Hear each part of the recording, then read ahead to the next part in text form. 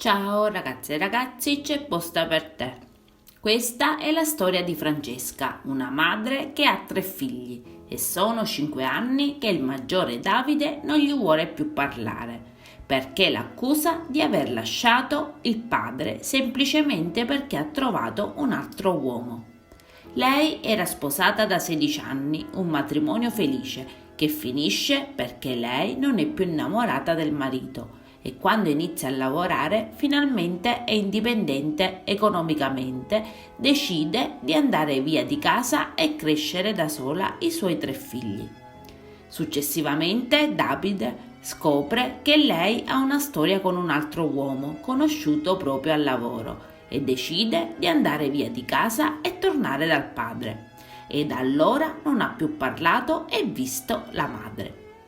Francesca chiede l'aiuto di Maria per poter riallacciare i rapporti con il figlio, ma il figlio non ne vuol proprio sapere di perdonare la madre.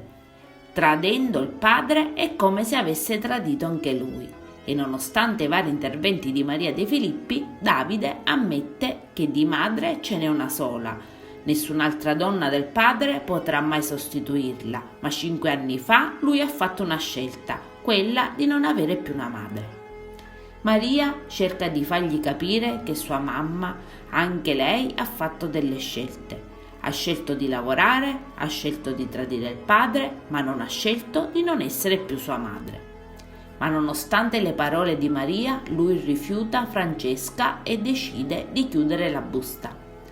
Maria consiglia a Francesca di non arrendersi, è un primo passo, già il fatto che Davide si sia presentato in studio e le consiglia di continuarlo a cercare anche dopo la trasmissione.